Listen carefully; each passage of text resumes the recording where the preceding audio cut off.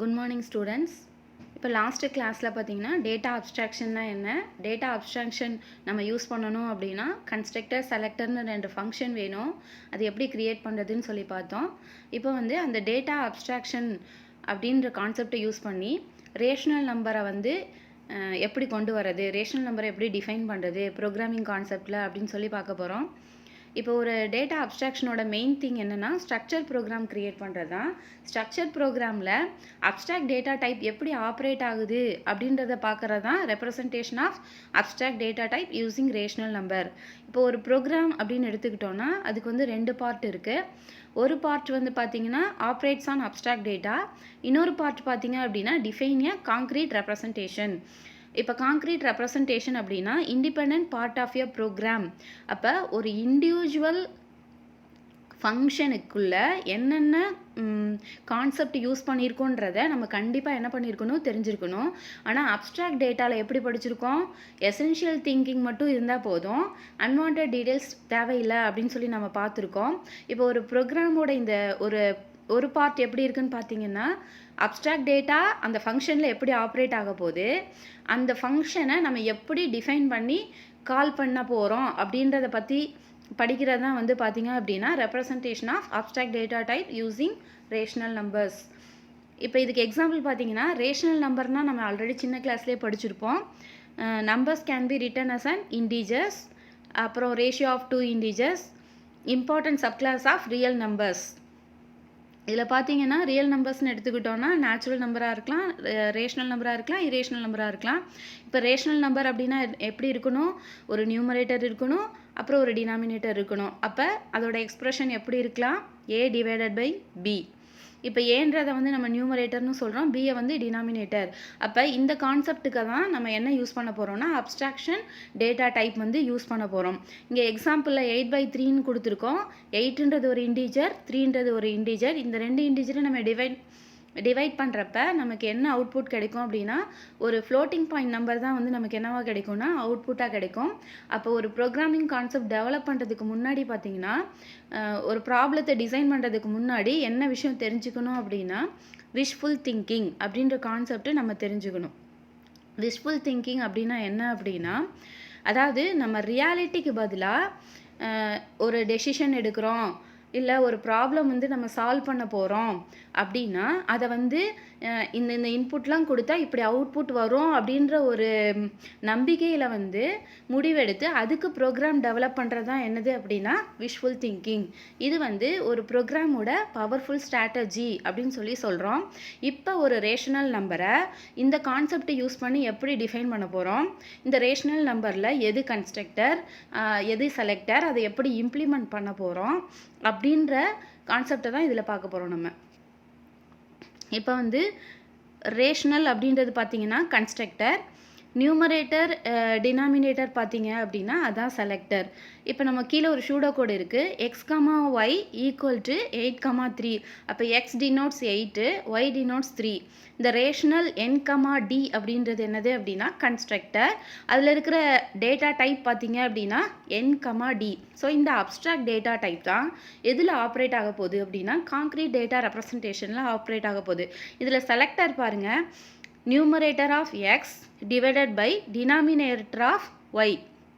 இப்போ எக்ஸில் வந்து வேல்யூ பார்த்தீங்கன்னா 8ன்னு எடுத்துக்கும், ஒயில் வேல்யூ பார்த்தீங்க அப்படின்னா 3ன்னு எடுத்துக்கும். அப்போ 8/3 இதை டிவைட் பண்ணோன்னா 2.6.6.6 சம்திங் இப்படியே போயிட்டே இருக்கும்.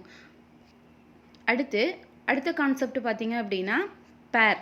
இப்போ பேர் அப்படின்னு எடுத்துக்கிட்டிங்க அப்படின்னா நம்மளோட டேட்டா அப்ஸ்ட்ராக்ஷனோட அடுத்த ரொம்ப முக்கியமான ஒரு கான்செப்ட் தான் என்னது அப்படின்னா பேர். அதாவது காம்ப்ளெக்ஸ் டேட்டா டைப்பை எப்படி வந்து ஈஸியாக ஹேண்டில் பண்ணலாம் அப்படின்றதுக்கு ஒரு எக்ஸாம்பிள் தான் என்னது அப்படின்னா பேர். இந்த பேர் எப்படி நம்ம அப்ஸ்ட்ராக்ட் டேட்டா டைப்பில் கன்ஸ்ட்ரக்ட் பண்ணியிருக்காங்க அப்படின்னா லிஸ்ட்டாகவும் டியூப்புளாகவும் கன்ஸ்ட்ரக்ட் பண்ணியிருக்காங்க. அப்போ லிஸ்ட்னா என்ன, டியூப்புள்னா என்ன, இந்த லிஸ்ட்டை எப்படி பேரா மாற்றுறது, டியூப்பில் எப்படி பேரா மாற்றுறது அப்படின்றத பார்க்கலாம். ஃபஸ்ட்டு லிஸ்ட்னா என்னன்னு பார்க்கலாம். List is constructed by placing expression within a square bracket separated by comma. Such an expression is called a list literal. இப்போ ஒரு லிஸ்ட்டுன்னு எடுத்துக்கிட்டோம் அப்படின்னா அதுக்குள்ளே எப்படி இருக்கலாம்னா நிறைய வேல்யூஸ் இருக்கலாம்.